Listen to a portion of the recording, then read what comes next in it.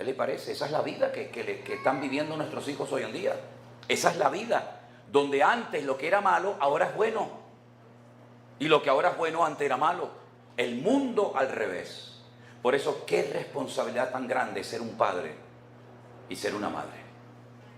¿Usted quiere verdaderamente presentar a sus hijos al Señor?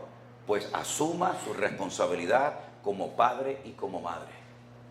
¿Saben lo que ha pasado muchas veces, queridos hermanos? Y seamos sinceros. Los hijos han oído en la casa cómo ese papá y esa mamá hablaban mal de la iglesia. Y cómo cuestionaban la vida del pastor. Y después obligan a ese muchacho o a esa muchacha a ir a la iglesia cuando media hora antes han estado criticando al pastor y a la iglesia, y ahora usted le obliga a ir a esa iglesia. Entonces el muchacho va por obediencia, pero llega un momento en el que el muchacho dice, no, esa vida de hipocresía, esa vida de religiosidad donde usted le ha estado sacando el cuero al pastor hace media hora y ahora viene, hola pastor, Dios le bendiga. Y el muchacho en medio diciendo, ¿pero esto qué es? Todo eso ha dañado a muchísimos jóvenes que hoy en día no quieren saber nada, ni de iglesia, ni de Biblia, ni de Dios, ni de nadie, porque el ejemplo que vieron en casa no fue el correcto. Y es la pura realidad, mis queridos hermanos.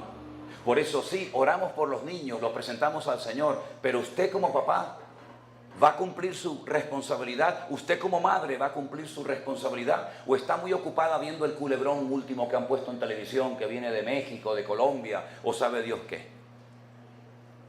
Miles de personas pasan más tiempo delante de la pantalla de la televisión o de un ordenador y no tienen ni idea de la palabra de Dios. Pero eso sí, que Dios me bendiga, que Dios me hable, que Dios me prospere. Hay que dedicar tiempo a las cosas del Señor. Usted no puede dar a sus hijos lo que usted no tiene.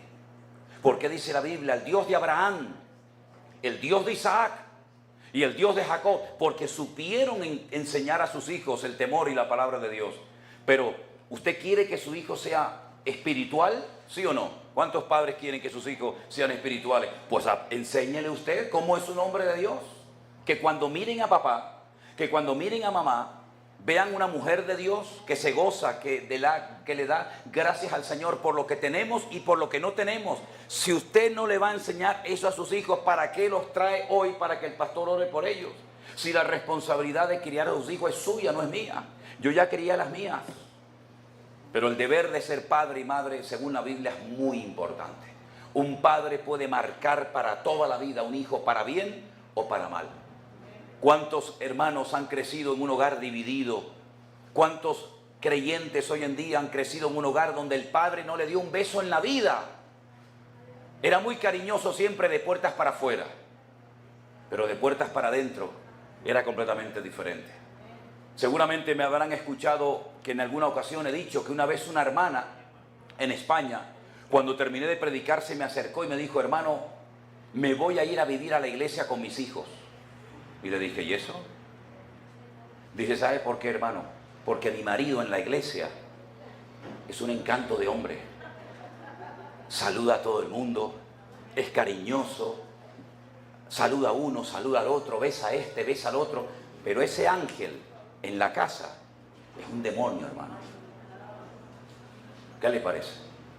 Eso es lo que significa ser una persona de doble ánimo, ¿no? Con el corazón dividido. ¿Qué responsabilidad tan grande tienen los padres hoy en día de enseñar a sus hijos con las palabras, pero sobre todo con el ejemplo? ¿Han oído el refrán que dice una imagen vale más que 1000 palabras? Pues ahí lo tienen. Que Dios nos ayude a darnos cuenta de que esto no es un juego, ni una oración así que hacemos por encima para estar tranquilo y el niño está bendecido. No, mi hermano.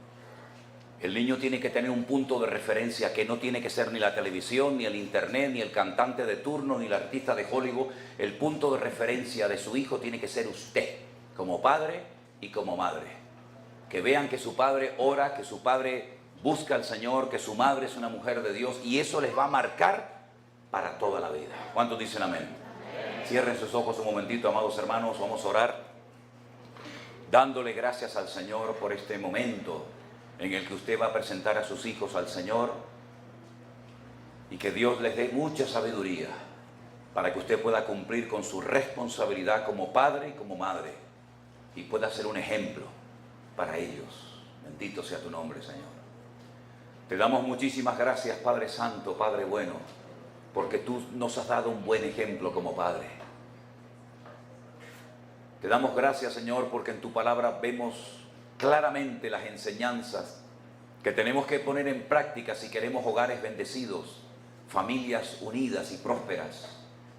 Y te pedimos en el nombre de Jesús que nos des a todos sabiduría como padres y como madres para hacer las cosas decentemente y con orden, y que tu palabra sea la base y el fundamento de nuestra casa, de nuestro hogar, para que nuestros hijos crezcan derechos, obedientes, sometidos a ti y a tu palabra, Señor. Gracias por todos los que estamos en esta tarde en este lugar.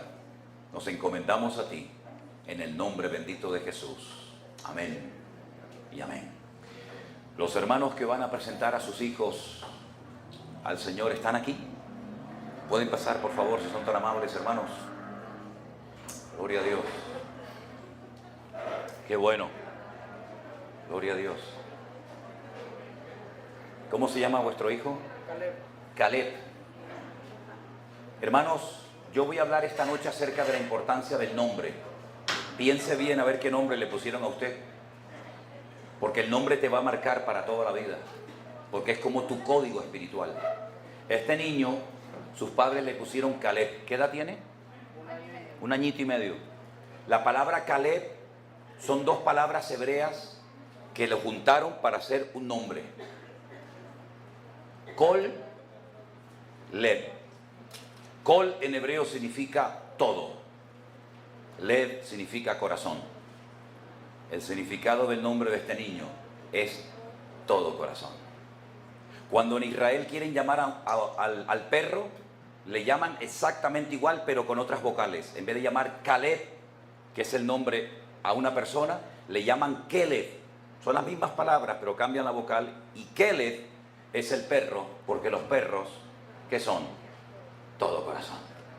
Así que tiene un nombre bíblico muy lindo. ¿Vuestro hijo cómo se llama? Rubén. Otro nombre bíblico de una de las tribus de Israel. Fue el primogénito en la casa de Jacob, ¿verdad? Y fue una persona importante en la historia del pueblo de Israel. Qué lindo esos nombres, ¿eh? Tremendo. ¿Y el suyo cómo se llama? Brando. Eso ya no sé lo que significa. Hasta ahí no llego. Hasta ahí no llego. De la Biblia lo que quieran, pero de... Así que, hermanos queridos, ustedes se comprometen delante del Señor a educar y enseñar a vuestros hijos en la palabra y en el temor de Dios. Es una responsabilidad tremenda, pero con la ayuda del Señor lo podrán hacer, porque hay material bíblico más que suficiente para saber cómo educar a los hijos y cómo no educarlos. Dice la Biblia a los padres: no exasperéis a vuestros hijos, no los provoquéis a ira, sino con amor, con sabiduría, ¿verdad? También con disciplina, por supuesto, ¿no? Pero sobre todas las cosas pidiendo cada día la ayuda del Señor. Vamos a orar en esta tarde y pedir la bendición sobre la vida de vuestros hijos. Nos ponemos de pie un momentito, amados hermanos, si son tan amables. Y vamos a orar para que Dios bendiga a estas familias aquí representadas. ¿Ves? Esto es lo que yo decía antes, la chupa. Eso. Ese, ahí está. Me gusta la forma tradicional. Señor Jesús, te damos muchas gracias por estos hermanos, estas familias que han sentido en su corazón el anhelo, el deseo de presentar a sus hijos. El mayor regalo más hermoso que puede tener un padre y una madre es tener un hijo. Te pedimos por estos niños, Señor, que tú los críes, que tú los cuides, que tú los bendigas todos los días de su vida. Que tus ojos, Dios mío, estén abiertos de noche y de día sobre sus vidas, cuidándolos, protegiéndolos, librándolos de cualquier peligro, de cualquier cosa que tal vez hasta ignoremos. Pero también te queremos pedir de una forma muy, muy especial por estos padres y madres, para que tú les des todos los días de su vida sabiduría, para que puedan ser ejemplos a sus hijos y sean una fuente de inspiración a ellos, y que ellos, Señor, puedan cada día depender de ti, de tu palabra, para que sus hogares sean hogares de bendición y un ejemplo al mundo, para que el mundo sepa que la familia cristiana, los hijos y las hijas de Dios, Cuando clamamos al Señor pidiendo ayuda y sabiduría, tú nos ayudas a hacer las cosas decentemente y con orden. Bendecimos a estos niños, bendecimos a sus papás y te damos gracias porque tú a partir de hoy los vas a cuidar y a proteger y a darles sabiduría de una forma especial, porque te lo pedimos todo en el nombre de nuestro Señor Jesucristo. Amén y amén. Denle ese fuerte aplauso al Señor. Que Dios les bendiga. Bendiciones a estas hermosuras. Gloria al Señor. Hermanos queridos, cuando uno comienza a leer la Biblia desde el principio, uno se goza porque lo que lees generalmente se entiende.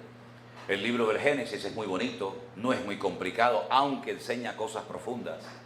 El libro del Éxodo son historias interesantísimas, no es muy difícil de entenderlo, pero ya cuando uno va avanzando en la lectura del Antiguo Testamento, como que las cosas se van complicando, ¿sí o no?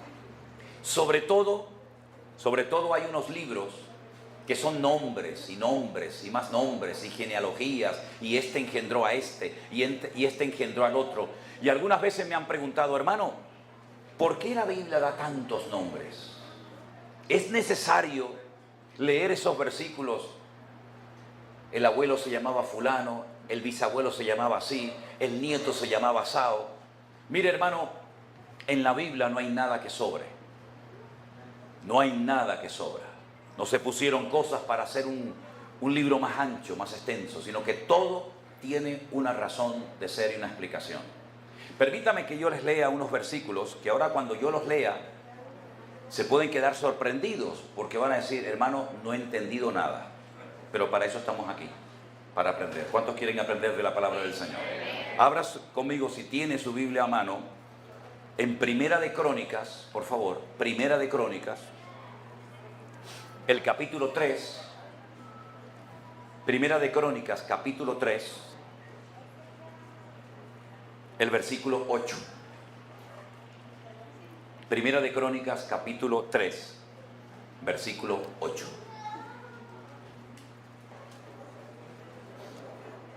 ¿Lo tienen, hermanos? Dice así: Elisama, Eliada y Elifelet. Nada más que eso. ¿Tienen ahí su Biblia? Léanlo conmigo, fuerte. Elisama, Eliada y Elifelet. Y ahora uno dice, ¿y tengo que decir amén a esto? Bueno, como usted quiera. Miren, queridos hermanos, estos tres nombres que yo he leído en esta tarde, si se da cuenta, empiezan igual. Elí, Elí, Elí. ¿Le viene a la mente algo cuando yo menciono el nombre Elí, Elí, Elí? ¿Qué le viene a la cabeza?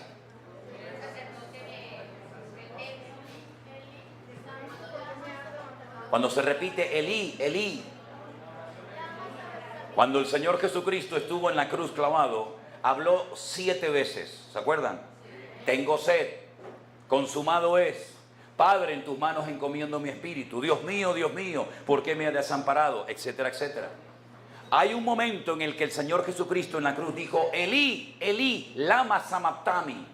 Estaba hablando en arameo, que era el idioma que hablaba la gente en la época de Jesús. El griego era el idioma como el inglés, el idioma internacional. Cuando usted viajaba a cualquier país del mundo, si hablaba y dominaba el griego, le entendía a todo el mundo. Si usted quería ir al templo a orar, a cantar los salmos al Señor, tenía que hablar en hebreo. Pero la gente normal por la calle hablaba arameo, ¿verdad? Y Jesús en la cruz habló una frase en arameo y dijo, Elí, Elí, lama sabactani. ¿Y qué significa esa frase? Dios mío, ¿por qué me has desamparado? Quiere decir que cuando usted lee Elisama, Eliada y Elifelet, la primera parte significa Dios mío, ¿sí? Elí significa Dios mío. Estos tres nombres, ¿quiénes son estas personas? Estos son hijos, ¿saben de quién? Del rey David. El rey David tuvo un montón de hijos. Y lo que él intentó hacer es transmitir en la vida de sus hijos el conocimiento y sus experiencias con el Señor. Imagínense el significado del primer nombre, que era Elisama.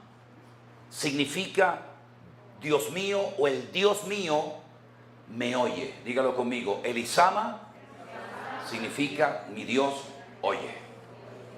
Ahora usted imagínense cuando el rey David abre la ventana de su palacio, de su casa, y empieza a llamar a su hijo: Elisama, Elisama, mi Dios oye, mi Dios oye. ¿Qué es lo que está haciendo David? Da testimonio de que el Dios que él tiene es un Dios que oye el clamor y la oración de sus hijos. No todo el mundo puede decir lo mismo. Cuando usted dirige una oración a un santo o a una virgen, me da exactamente igual cómo se llame o cómo sea, no le está oyendo. Pastor, no le está oyendo. Porque la Biblia dice en el Salmo 115 que tienen oídos, pero no oyen. Son muy bonitos. Durante 2 años en España se suspendieron todas las procesiones. ¿Por qué? Porque ellos dicen que son obras de arte. Y como había el COVID, pues no las sacaban. Y cuando llueve, las procesiones no salen a la calle porque la lluvia dice que les estropea, porque dice que son obras de arte.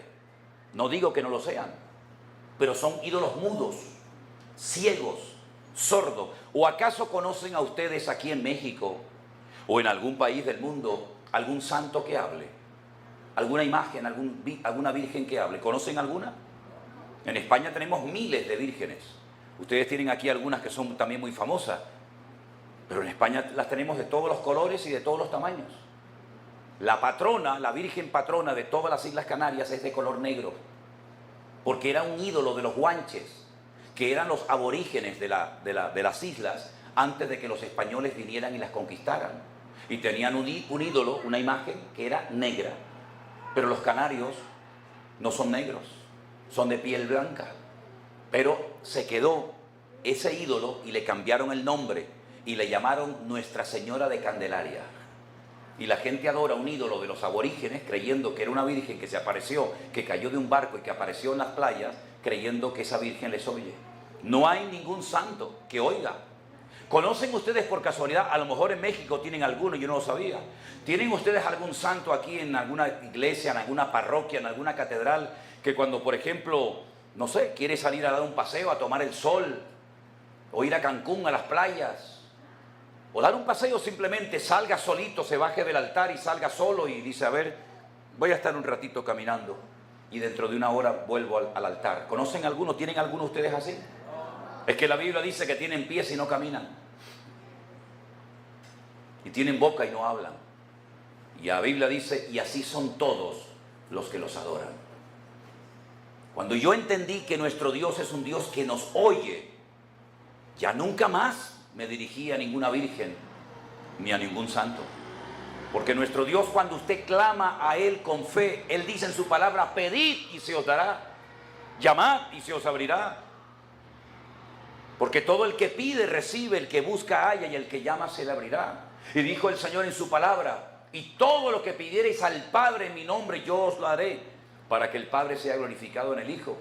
Y uno de los primeros versículos que aprendí en mi vida dice: clama a mí y yo te responderé, y te enseñaré cosas grandes y ocultas que tú no conoces. Hemos orado por gente enferma y Dios se ha glorificado en ellos. Hemos orado por matrimonios que eran como el perro y el gato y Dios los restauró. Hemos trabajado y orado por jóvenes drogadictos. Hemos tenido jóvenes viviendo con nosotros en fincas en la montaña y Dios los ha sanado y les ha restaurado la vida.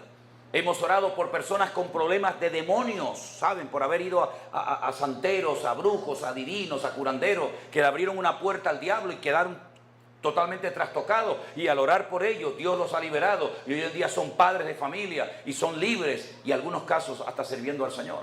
¿Por qué? Porque nuestro Dios oye.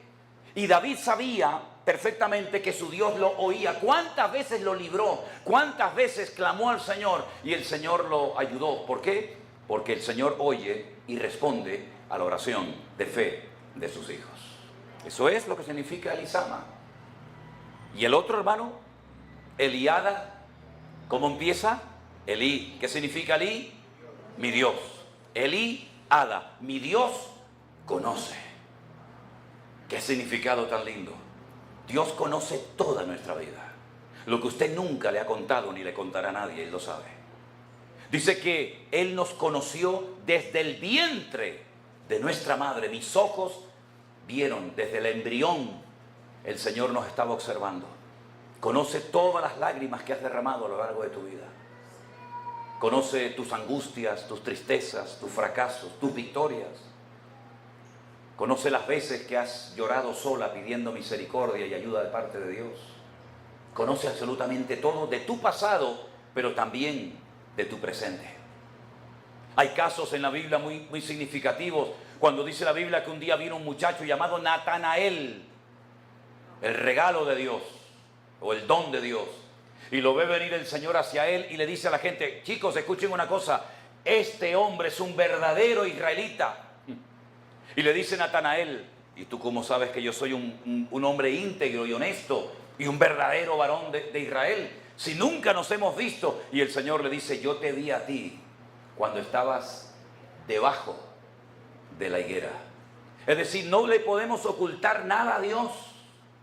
Dice que delante de Él estamos desnudos. Él sabe nuestra vida. ¿Cómo estás en esta tarde? Lo conoce y lo sabe perfectamente, porque Eliada significa mi Dios me conoce. Fíjate qué nombre le está poniendo David a sus hijos. Dios me oye, mi Dios me conoce. Es algo tremendo. Qué bueno saber que cuando tú haces algo, la intención con lo que le hiciste, ¿verdad? Los hermanos de David, cuando él fue al campo de batalla a llevarles comida, le dijeron: vienes dejando esas pobres ovejas en el monte y vienes aquí a observar la batalla. Falso, él iba para llevarles comida a sus hermanos. Y le criticaron, le cuestionaron, le malinterpretaron, pero Dios nunca, nunca, jamás te va a malinterpretar, porque Él no solamente oye tu oración, sino que Él conoce la intención de tu corazón. Y Él sabe si lo has hecho para Él o para que te vean. Él sabe cuando haces algo, si lo haces para que todo el mundo diga: ay, la hermana hizo tal, el hermano hizo cual, o a ti eso te da lo mismo, y tú haces las cosas no para ser visto, sino tú haces las cosas para la honra y la gloria del Señor. Y eso es muy lindo, es muy hermoso, porque puede ser que ese gracias que esperaba nunca llegó, o esa llamada que esperabas tampoco se realizó. Y puede ser que esperabas algo que nunca vino, pero no te preocupes. El Señor no es injusto y Él sabe lo que haces para Él, porque no solamente te oye, sino que te conoce mejor que tu propia madre, mejor que tu esposo o tu marido. El Señor te conoce perfectamente y no hay nada que pase desapercibido ante los ojos de nuestro Dios. Pero el tercer nombre a mí siempre me ha llamado muchísimo la atención, porque Elí, ¿qué significa? Elí Felet, el último nombre. Significa mi Dios liberta. Mi Dios me da libertad. ¿De qué sirve que alguien nos oiga atentamente? ¿De qué sirve que alguien nos conozca si luego no nos libera? Si luego no nos ayuda. Bueno, eso es lo que han hecho durante años los psicólogos, los psiquiatras. Escuchan a la gente, toman notas, te conocen, pero no te ayudan. Yo también fui tratado por psicólogos que me conocían perfectamente, mejor que mi padre. Y me oían. Claro, me oían porque además, como se les pagaba, pues aunque no quieran, te tienen que oír. Pero nuestro Dios no solamente nos oye, no solamente nos conoce, sino que nuestro Dios actúa y nos liberta. Y Él dice en su palabra: conoceréis la verdad y la verdad os hará libres. Qué maravilloso es saber que hay alguien que me conoce, alguien que me oye, alguien que me entiende, alguien que me comprende, y alguien que cuando estoy con la soga al cuello me levanta y me dice: adelante, sigue caminando. O cuando tropiezo y caigo me levanta y me dice: te perdono, vete, yo no te condeno, pero no peques más. Qué hermoso es saber que este Dios está con nosotros en esta tarde, en este lugar. Amén, hermanos. No estamos levantando en alto un hombre ni haciéndole un culto a una persona, nada más lejos de la realidad. Estoy aquí para decirles que tu Dios, si lo has recibido y lo has invitado a que esté en tu corazón, a partir de ahora tú puedes hablar con Él cuantas veces quieras. Sentado, de pie, en el coche, en casa, en el avión, en la cárcel, donde te encuentres puedes hablar con Él y Él te escucha y te conoce y te liberta. En los momentos cuando ya dice: Señor, ¿qué hago? Ya no tengo posibilidad de salvación. Como Pedro se estaba hundiendo y de repente clamó y el Señor lo levantó. Lo conocía, le oía, pero lo libertó. Y ese es el Dios que nosotros predicamos. No es ese Dios frío, lejano, distante, que sabe Dios dónde está, porque a la hora de la verdad ni me ayuda, ni me bendice, ni me prospera, ni nada. No, no ese es el Dios que predicamos. Predicamos un Dios personal, un Dios que te amó tanto, que vino a este mundo en carne y hueso para ocupar tu lugar en la cruz y morir por tus pecados y redimirte de maldiciones, de complejos, de ataduras y de tantas basuras que tal vez teníamos en nuestra vida. Y por eso el nombre en la Biblia es muy importante. Por eso el Señor, cuando habla y se revela la vida de, por ejemplo, Abraham, que significa padre enaltecido, porque en aquella época él vivía en lo que hoy en día es Kuwait. Ur de los Caldeos es el país de Kuwait donde vivía Abraham. Y lo que hacían es que cuando tenías un hijo varón, los sacerdotes lo cogían en brazos, salían al desierto, al campo, en una noche estrellada, miraban las estrellas y según a ellos les parecía, le ponían el nombre al niño y lo marcaban para toda la vida. Y cuando el Señor llama a Abraham y sale de Ur de los Caldeos, y el Señor se va revelando y manifestando a su vida, una noche le dice a Abraham, nunca más te vas a llamar así, sino le dice, a partir de ahora te vas a llamar Abraham, que significa padre de naciones, de pueblos, de multitudes. Y a su esposa, que él la llamaba Sarai, que significa mi princesa, el Señor le dice, tú te vas a llamar Sara, princesa, la matriarca de las 12 tribus de Israel y de hijos que parió en el futuro, ¿verdad? Y a Jacob, aquel hombre que siempre salía con la suya, si tenía que engañar, engañaba, si tenía que hacer algo malo, lo hacía. Se llamaba Jacob, el suplantador, el que agarró por el calcañar a su hermano desde el propio vientre de su madre porque quería salir el primero. Pues cuando el Señor se manifiesta a su vida, le dice, nunca más te llamarán así, porque yo te voy a cambiar la vida por dentro y por fuera. Y le llamó Israel. Y en el nombre Israel, en esas letras, están todos los patriarcas y todas las matriarcas. Y hay muchas interpretaciones de ese nombre, pero una de ellas es Yashar, el que camina recto delante de Dios. Y así vemos en la palabra de Dios que muchos lugares tenían un nombre especial y se les ponía un nombre a una persona con una connotación bíblica. ¿Para qué? Para que se acordaran siempre de que Dios quiere estar contigo todos los días hasta el fin del mundo. Una vez conocí a una joven que cuando le pregunté cómo se llamaba me dice, me llamo Belén. Digo, Belén. ¿Has estado alguna vez en Belén? Me dijo, no. Digo, mira, Belén es un nombre hebreo. Bet significa casa, Lehem significa pan, Belén significa la casa del pan. Es el lugar donde nació el rey David, es el lugar donde nació nuestro Señor Jesucristo. Y te das cuenta de que todos los nombres en la Biblia tienen una razón de ser. Así que ahora, en cuanto comiences a leer estas listas de nombres y más nombres, lo que te aconsejo que hagas es que vayas a un buen diccionario bíblico y saques el significado del nombre y te vas a dar cuenta por qué el Señor le dijo a esa persona que se llamara de esa manera. Hay un muchacho en la Biblia que se llamó Shalom. Ab en hebreo significa padre. Shalom significa paz.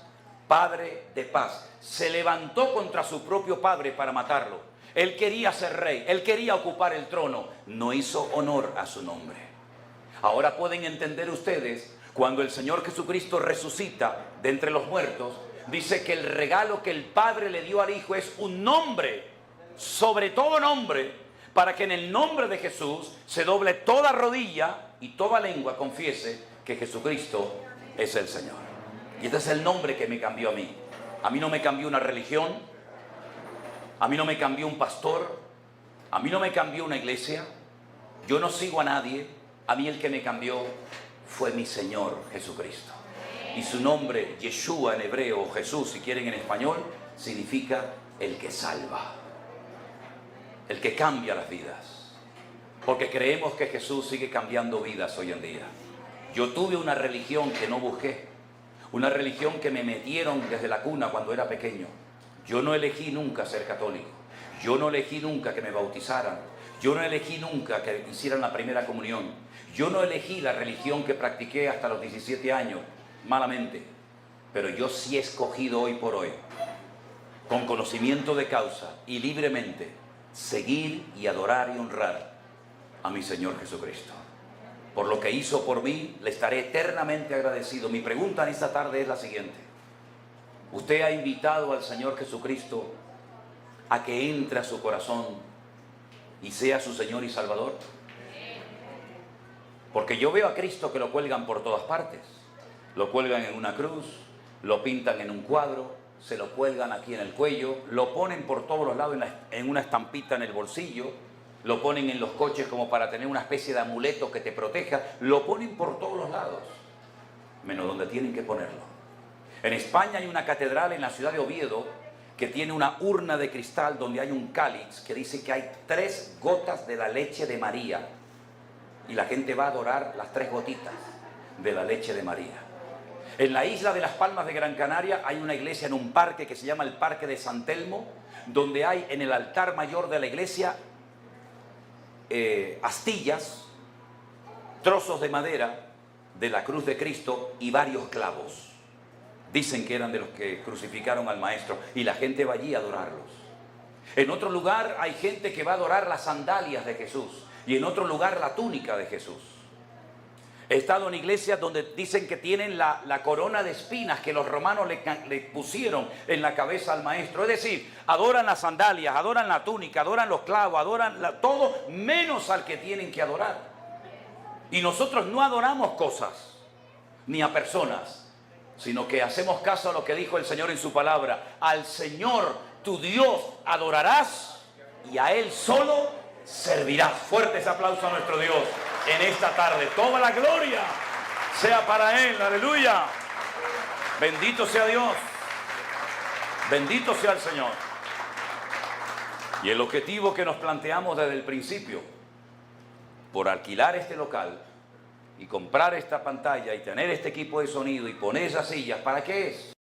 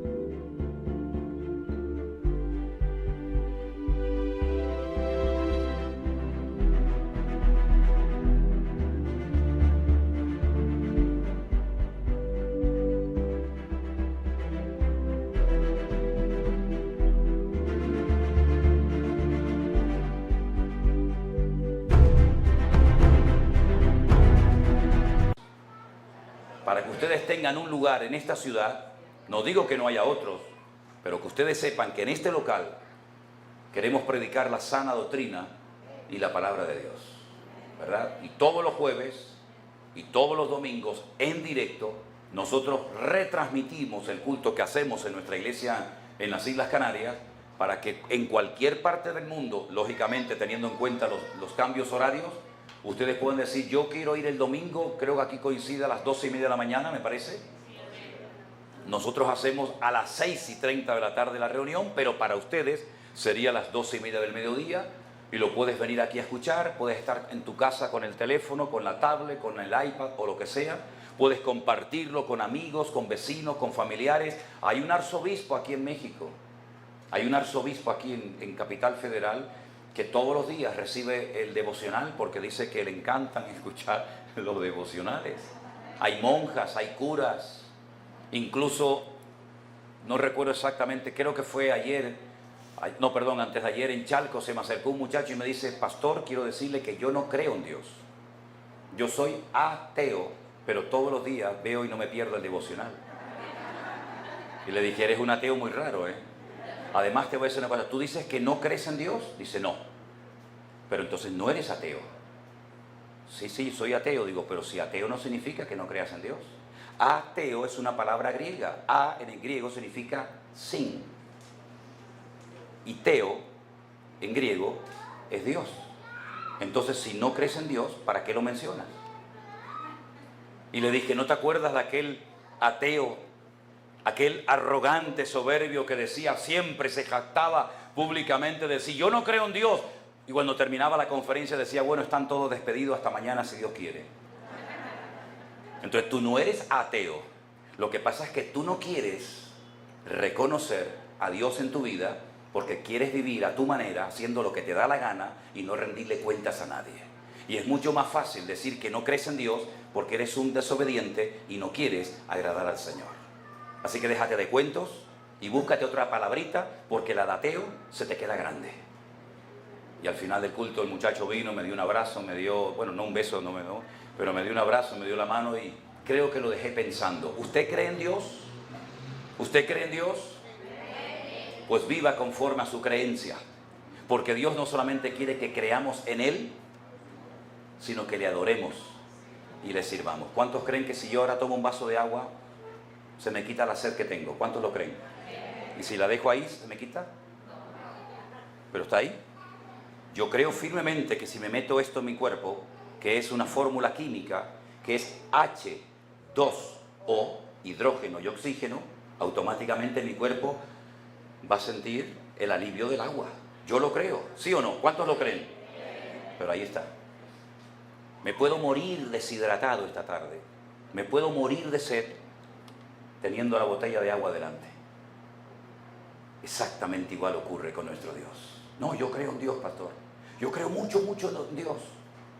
¿Y dónde lo pones? ¿Aquí en el cuellito? ¿En la cruz clavado?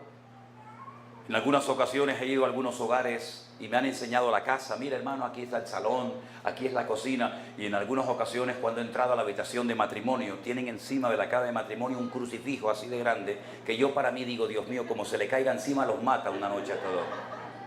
No creemos en Dios, sí, pero es que ahí no molesta. Si usted pone una cruz así gigante con el Señor Jesucristo crucificado, ahí no molesta. Usted va cuando quiere, cuando no quiere no va, coge polvo, coge... Ahí no molesta, pero donde Él quiere estar es aquí, en lo más profundo de tu corazón. Vamos a orar por usted, hermano, para que esa operación salga perfecta. Y usted nuevamente, junto con su amada, con su esposa, pueda estar nuevamente al pie del cañón, sirviendo a nuestro Dios. Así que, hermanos y hermanas, de todo corazón, muchísimas gracias. Tienen un privilegio que muchos hermanos les gustaría tener y no tienen, y les voy a decir cuál es. Que aquí, en la ciudad donde muchos de ustedes viven, tienen un local donde pueden venir a escuchar sana doctrina y palabra de Dios. Prácticamente, no digo todos los días, pero muy a menudo me llaman de muchísimas partes del mundo. Pastor, queremos abrir una iglesia. Pastor, queremos tener un local como tienen los hermanos en Las Vegas, como tienen los hermanos en Torreón, como tienen los hermanos en Chalco, por aquí, por allá. Y no podemos, ¿verdad? No podemos abarcar más de nuestras posibilidades y de nuestras fuerzas. Valoren, hermanos, valoren, por favor, esas sillas, estos equipos de sonido, este púlpito, ¿verdad? Este local que el Señor les ha dado, por donde pasan miles, yo veo que pasan miles de personas todos los días, donde hay unos carteles, ¿verdad? Por un lado y por otro.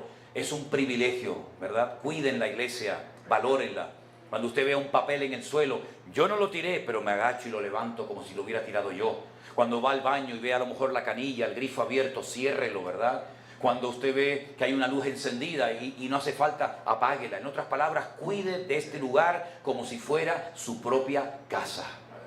Esto tenemos que tomárnoslo en serio, y entre todos, si nos mantenemos unidos y somos maduros y responsables, de este local podemos ver mucha gloria y muchas vidas cambiadas y transformadas. Yo he visto muchachos pidiendo dinero en los semáforos. Yo he visto gente durmiendo al aire libre, a la intemperie. Seguramente en esta ciudad hay centenares, miles de familias, de personas que les gustaría tener paz en su corazón y no la tienen.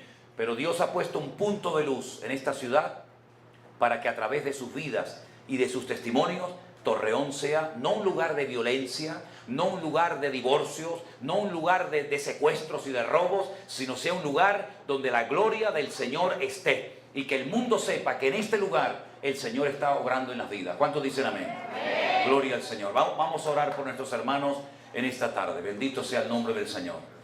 Padre Celestial, de todo corazón te damos infinitas gracias por todos estos hombres y mujeres que junto con el hermano Héctor y otros hermanos y hermanas que tal vez no están aquí esta tarde, han hecho posible que este evento, este encuentro que hemos celebrado, haya sido de tremenda bendición para todos los que hoy hemos participado de él. Yo te ruego, Señor, que les bendigas, que renueves sus fuerzas. Señor, tú has visto la actitud con la que han hecho todo en estos días. Ha habido mucha preparación, mucha oración, mucha ilusión, mucho ánimo para que este evento se hiciera realidad. Y gloria al Señor se ha podido hacer y todo ha salido bien para la gloria tuya. Padre, bendice a mis hermanos. Los reconocemos públicamente y te agradecemos que haya gente así en las iglesias hoy en día.